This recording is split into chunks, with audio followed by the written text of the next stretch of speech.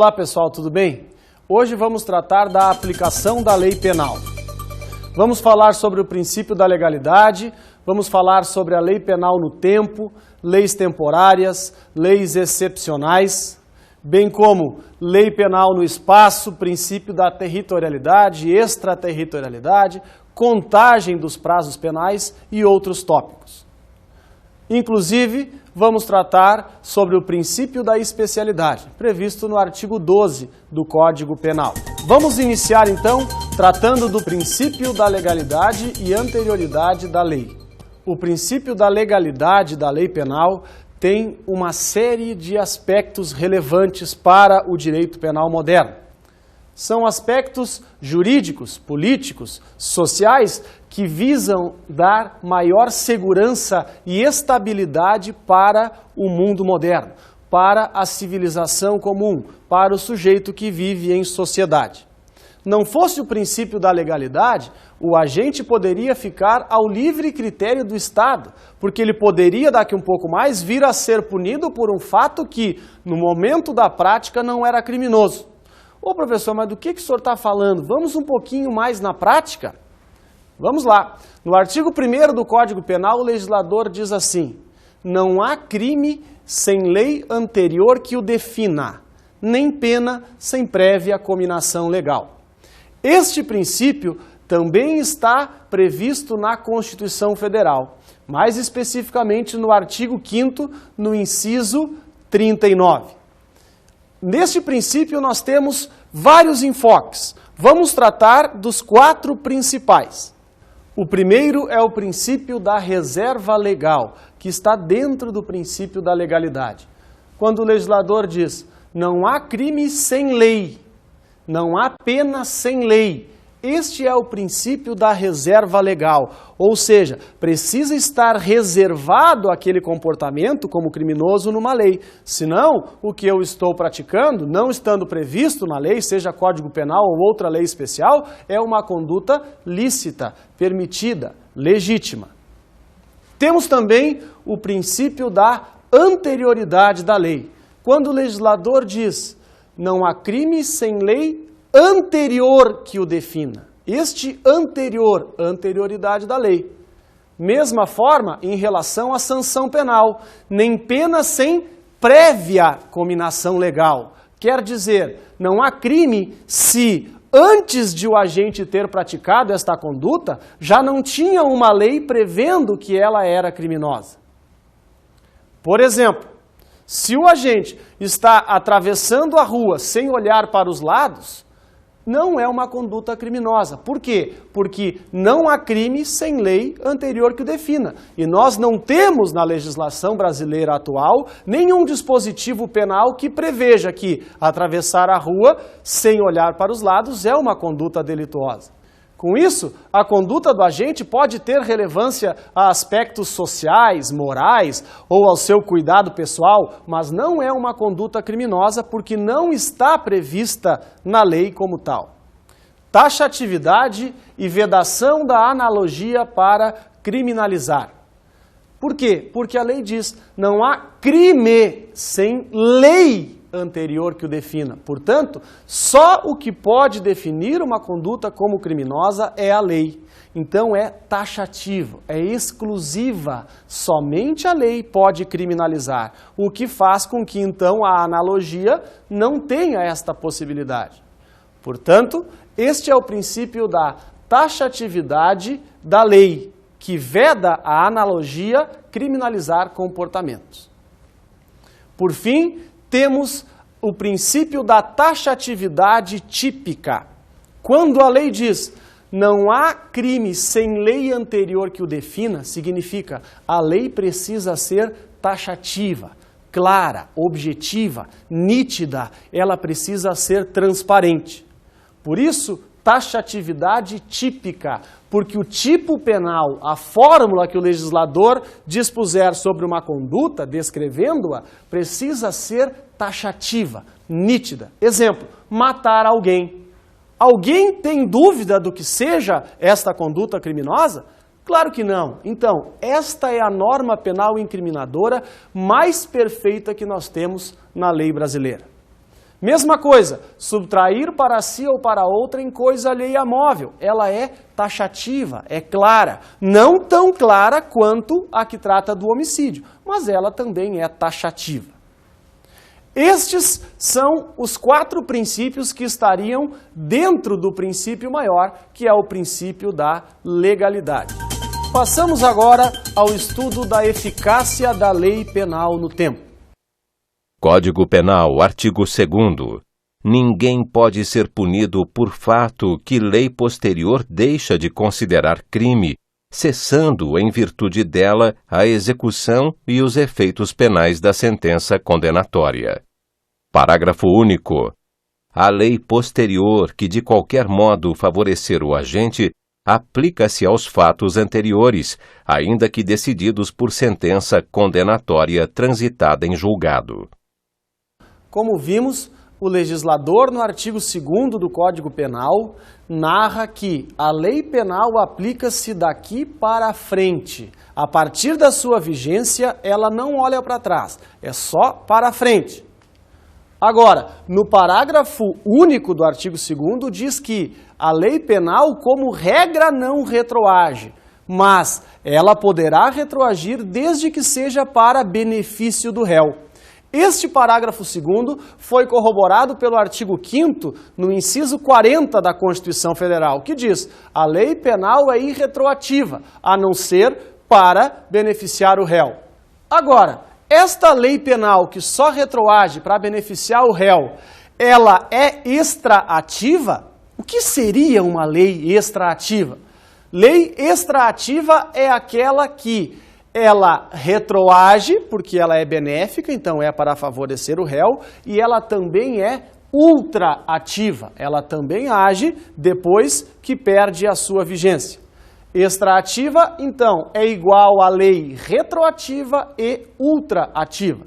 Agora, só é extraativa a lei mais benéfica para o réu, porque a mais severa não retroage. Conflito de leis penais no tempo.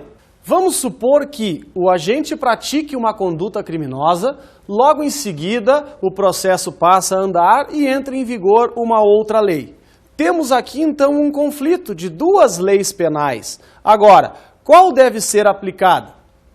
Nós temos a chamada novatio legis impejus, ou seja, se a nova lei vai prejudicar o réu, será aplicada? Não, porque ela não retroage, é irretroativa. Nós temos também a chamada novatio legis incriminadora. Se a nova lei é incriminadora, se quando ele praticou a conduta não era criminosa e entra em vigor uma lei posterior criminalizando, ela não retroage também, porque senão vai prejudicar. Agora, nós temos a novatio legis in melius. O que é isto? A nova lei vai melhorar a situação do réu, seja diminuindo a pena, concedendo progressão de regime, extinguindo punibilidade, isentando de pena, qualquer benefício. Aí sim, a nova lei retroage porque é para beneficiar. E, logicamente, a melhor forma da lei posterior retroagir é a chamada abolitio criminis, que é quando a lei posterior vem a abolir aquela conduta que era criminosa, fazendo com que deixe de ser uma conduta delituosa. Neste caso, vai ocorrer a chamada extinção da punibilidade, com base no artigo 107, inciso 3 do Código Penal. Aqui se percebe então, como vimos há pouco, que a lei posterior só retroage para beneficiar, nunca para prejudicar a situação do réu. Agora, como fica, professor, aquela situação que a lei posterior é mais grave, mas estamos tratando ou de crime continuado, em continuidade delitiva, ou crime permanente? A doutrina divergia muito sobre o tema, e inclusive os tribunais. Só que, de tanto que os tribunais superiores passaram a julgar da mesma forma, nós temos a súmula 711 do Supremo Tribunal Federal, que nos ensina o seguinte: Supremo Tribunal Federal, súmula 711. A lei penal mais grave aplica-se ao crime continuado ou ao crime permanente se a sua vigência é anterior à cessação da continuidade ou da permanência. Então, vamos imaginar o seguinte exemplo. O sujeito pratica um crime de extorsão mediante sequestro. Então, priva alguém do seu direito de locomoção, direito de ir, vir e ficar, para depois entrar em contato com a família e buscar um valor pelo resgate. Isto é o crime do artigo 159 do Código Penal, extorsão mediante sequestro. Ele é um crime permanente, ou seja, se protrai no tempo. Enquanto a vítima estiver cerceada do seu direito de locomoção, o agente estará em permanente consumação, portanto, poderá inclusive ser preso em flagrante. Neste caso, vamos supor que, quando ele tenha cerceado a vítima do seu direito de locomoção, vigia a lei número 1.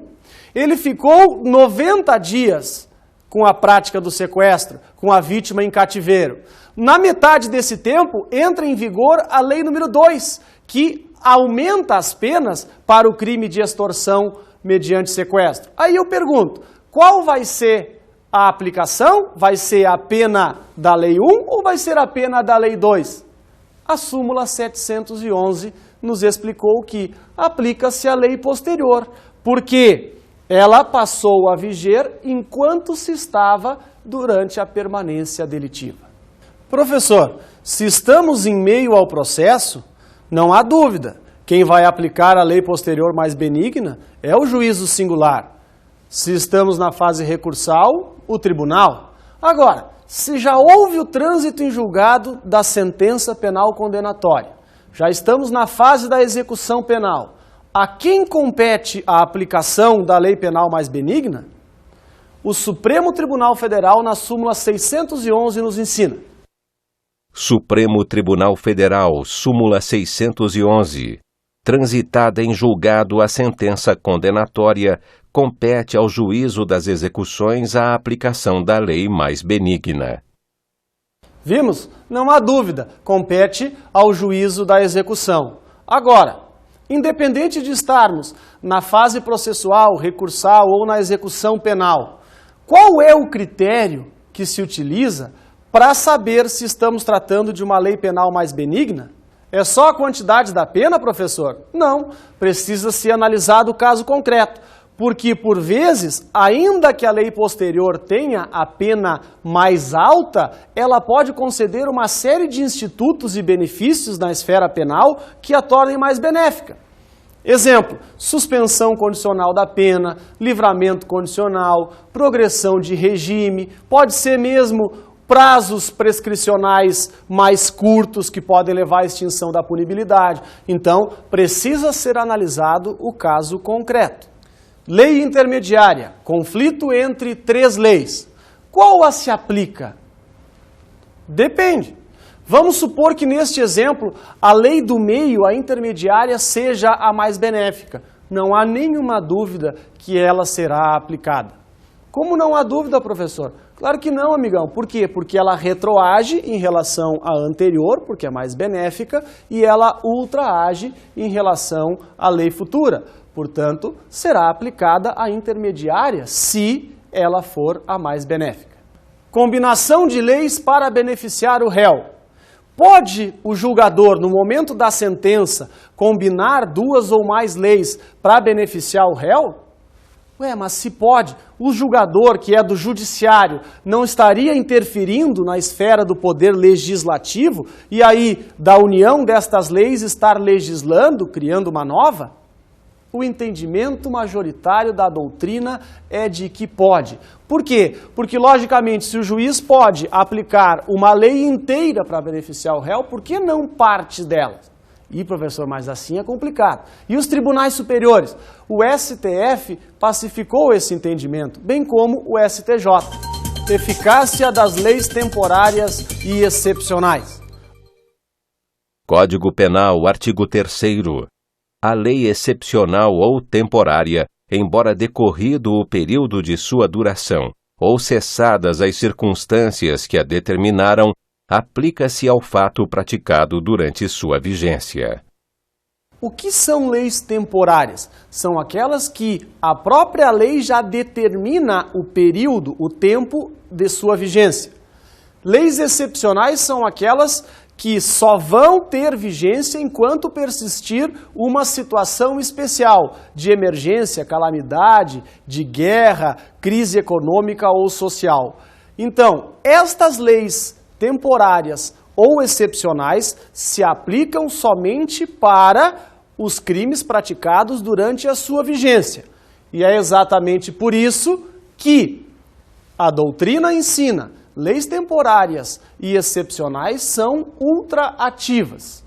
Ou seja, ainda que tenha terminado a sua vigência, elas continuam sendo aplicadas para os fatos praticados durante o período da sua vigência. Não fosse assim, terminada a vigência, ninguém seria punido. Por quê? Porque os advogados iriam fazer o máximo para protelar estes processos e aí, terminando a vigência da lei, não teria sanção a ser imposta aos infratores. Do tempo do crime, o artigo 4º do Código Penal nos diz quando é o tempo do crime. É relacionado à teoria da atividade, que considera tempo do crime o momento da ação ou da omissão? É a teoria do resultado, que diz que não, o tempo do crime é relacionado ao momento do resultado do crime? Ou seria uma teoria mista, que pode ser tanto da ação quanto do resultado? Vamos então ao artigo 4º do Código Penal. Código Penal, artigo 4º. Considera-se praticado o crime no momento da ação ou omissão, ainda que outro seja o momento do resultado. Como vimos, o Código Penal adotou, em relação ao tempo do crime, a teoria da atividade. Com isso, no momento da ação ou da omissão, ocorreu o crime, ainda que o resultado se dê posteriormente. O tempo do crime é importante sob vários aspectos, mas o primeiro deles que a gente vai analisar é a importância para determinar a responsabilidade penal do infrator. Sim, porque vamos voltar ao exemplo de um crime permanente. Quando houve o crime de extorsão mediante sequestro, ele tinha 17 anos de idade, portanto ele é inimputável. Deve incidir sobre ele as normas lá do Estatuto da Criança e Adolescente, Lei 8.069 de 90, e não o Código Penal. Porém, esta permanência delitiva dura 80 dias, e neste meio tempo ele vem a completar a maioridade penal, ou seja, vem a completar 18 anos. E daí? Continua o Estatuto da Criança e Adolescente ou vai haver a partir de então a incidência do Código Penal? Vai haver a incidência do Código Penal. Crime permanente, se protrai no tempo, estava em permanente consumação. Permanente ação, teoria da atividade. Agora, também é importante para delimitar a aplicação da lei penal. Sim, porque vamos supor que o agente tenha desferido vários golpes de faca no corpo da vítima. E aí era uma pena para o crime de homicídio, por exemplo. Só que ela veio a morrer 90 dias depois, ou seja, o resultado morte foi depois. E daí, nesse meio tempo, entra em vigor uma lei mais gravosa. Qual será aplicada? A do momento da ação, dos golpes de faca, ou o momento do resultado morte? O tempo do crime é o tempo da ação delituosa. Portanto, a lei inicial, a lei mais branda. Conflito aparente de normas. Vamos imaginar a situação onde nós temos duas ou mais leis penais incriminadoras a serem aplicadas para aquele único caso concreto. Como o juiz vai dirimir este conflito? Primeiro, é um conflito aparente de normas, porque é uma aparência. Na realidade, não há o conflito. Aparentemente, sim. Por que não há, professor? Porque nós temos vários princípios para dirimir este suposto conflito. O primeiro deles é o princípio da especialidade, que está previsto no artigo 12 do Código Penal, onde a gente percebe que a lei especial derroga a geral. Exemplo, professor, artigo 309 do Código de Trânsito Brasileiro. ele é dirigir sem habilitação, causando perigo de dano. Revogou o artigo 32 da Lei de Contravenções Penais em relação ao veículo automotor terrestre. Por quê? Porque é uma norma especial, derroga a geral. O crime de infanticídio do artigo 123 do Código Penal em relação ao crime de homicídio. Em ambos, tem a conduta de matar alguém, só que no infanticídio tem uma circunstância especializante, que é matar o próprio filho, e além disso, durante ou logo após o parto, e além disso ainda, sob influência do estado puerperal. Portanto, são circunstâncias que especializam a conduta de quem mata, portanto, responde por infanticídio e não por homicídio. Temos também o princípio da subsidiariedade. Este ensina que só vai ser este crime se não for um mais grave. Temos a subsidiariedade tácita e a expressa. A expressa, professor, um exemplo, artigo 21 da Lei de Contravenções Penais, é a contravenção de vias de fato. Abaixo, na sanção, no preceito secundário, fala a pena e diz, se não constituir crime mais grave. Mesma coisa no artigo 132 do Código Penal, que trata de crime de perigo. Diz lá, só será este crime se não for uma infração penal mais grave. Temos também a subsidiariedade tácita. Conforme dizia Nelson Hungria, o maior penalista brasileiro de todos os tempos, tanto a expressa quanto a subsidiariedade tácita são, entre aspas, um soldado de reserva. No sentido de que, se não for um crime mais grave, será aplicado este. A expressa, a lei expressamente prevê isso, e a tácita não faz a previsão, mas a gente, analisando no contexto, percebe. Exemplo, crime de dano, previsto no artigo 163 do Código Penal. Ele é subsidiário em relação ao crime de furto qualificado por rompimento de obstáculo. Ou seja, só vai ser o dano se não for o crime mais gravoso. Temos também o princípio da consunção ou absorção.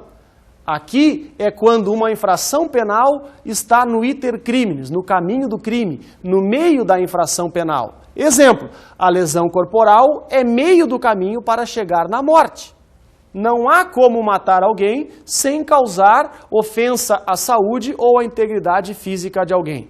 Neste caso, não há conflito de normas. Por quê? Porque este princípio ensina que o agente vai responder só pelo crime fim, no caso, o crime de homicídio. Eficácia da lei penal no espaço. Aqui, no artigo 5º do Código Penal, o legislador tratou do princípio da territorialidade, ou seja, aquelas infrações penais praticadas no território brasileiro seguirão a lei penal brasileira, salvo os casos onde o Brasil se obrigou a cumprir tratados e convenções internacionais. Portanto, no artigo 5º, adotamos o princípio da territorialidade mitigada ou territorialidade temperada. Já no artigo 7º, o legislador trata do princípio da extraterritorialidade, que significa que pode ser aplicada a lei brasileira ainda que o crime tenha sido cometido fora do território nacional. Seja o território terrestre, marítimo, aéreo ou por extensão, através das embarcações e aeronaves, públicas em qualquer lugar que se encontrem ou particulares se estiverem a serviço do país. No inciso 1 do artigo 7º, o legislador trata da extraterritorialidade incondicionada e no inciso 2, da extraterritorialidade condicionada. Em relação ao lugar do crime, o Código Penal adotou a teoria da atividade, que diz que é o lugar da ação ou omissão, a teoria do resultado, que diz que não, que é no local onde ocorreu o resultado, ou a teoria mista, ou da ubiquidade, que seria tanto da ação ou omissão quanto do resultado. O Código Penal responde a esta pergunta, amigão. Artigo 6º. Vamos a ele. Código Penal, artigo 6º. Considera-se praticado o crime no lugar em que ocorreu a ação ou omissão, no todo ou em parte, bem como onde se produziu ou deveria produzir-se o resultado. Como vimos, adotou a teoria mista ou da ubiquidade. Pode ser lugar do crime tanto a ação ou omissão, no todo ou em parte, bem como o resultado. Passamos então ao estudo do ne bis in idem. Ne bis in idem ou non bis in idem é a defesa da dignidade humana, da garantia de que o sujeito não poderá ser responsabilizado duas vezes pelo mesmo ato infracional. Passamos então ao artigo 8º do Código Penal. Código Penal, artigo 8º. A pena cumprida no estrangeiro atenua a pena imposta no Brasil pelo mesmo crime, quando diversas, ou nela é computada quando idênticas. Eficácia da sentença penal estrangeira. Pode uma sentença penal que vem de outro país, com outro poder judiciário, outro sistema processual, ter alguma eficácia aqui no Brasil, professor? Pode, desde que mediante os requisitos e as condições previstas no artigo 9º do Código Penal, que é autoexplicativo, somente nestes casos. Vamos a ele. Código Penal, artigo 9º.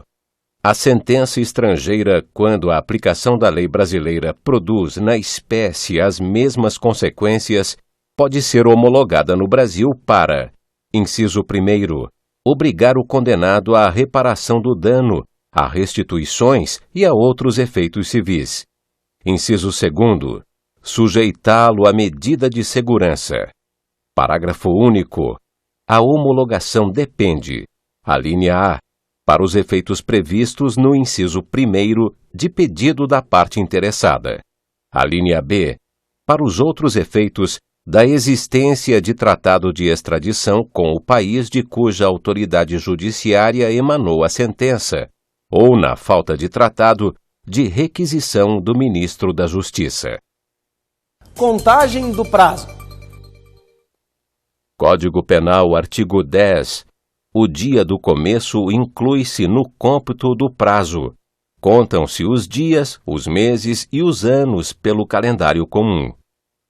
O artigo 10 do Código Penal nos ensina que prazo penal deve ser computado diferentemente dos prazos processuais penais. Nos prazos processuais penais, não é computado o dia do início. Assim, se o João for intimado da sentença proferida pela autoridade judiciária em um dia, no primeiro dia útil passa a fluir o seu prazo. O da intimação não é computado. Mas prazo penal se computa o dia do início, sim. Por exemplo, professor, se o sujeito foi condenado e a partir do dia de hoje, às 23h59, foi cumprido o mandado de prisão e ele foi para o cárcere, este 1 minuto de pena conta como se fosse um dia inteiro de pena cumprida. Por quê? Porque o dia do início é computado, porque estamos tratando de prazo penal. Prazo penal, então, é todo aquele que tem ligação direta com o direito de liberdade do cidadão. Frações não computáveis na pena. O artigo 11 do Código Penal explica que não são computadas as frações de dia nas penas privativas de liberdade e nem as frações de cruzeiro nas penas de multa. Logicamente, em relação à pena de multa, a gente sabe que não se aplica mais, porque nem é esta a moeda atual da nação. Além do que, deve seguir o sistema dos dias multa.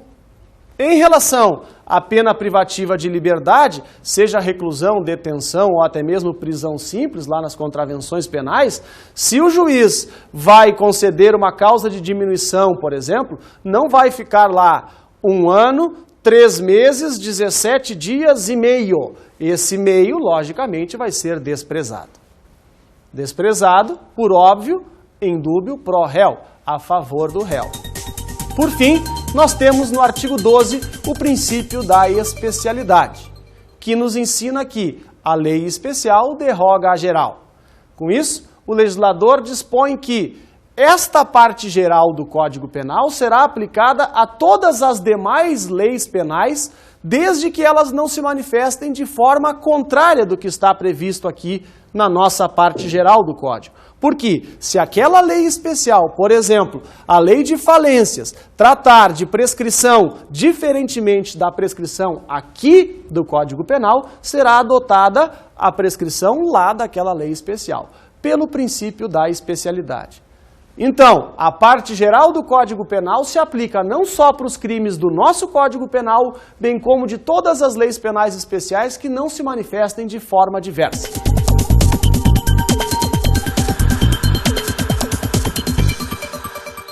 É isso aí, pessoal. Finalizando a nossa aula de hoje, deixo para vocês, como dica de estudo, a leitura do livro Curso de Direito Penal Brasileiro, parte geral, volume 1, do Dr. Luiz Regis Prado, da editora RT de São Paulo.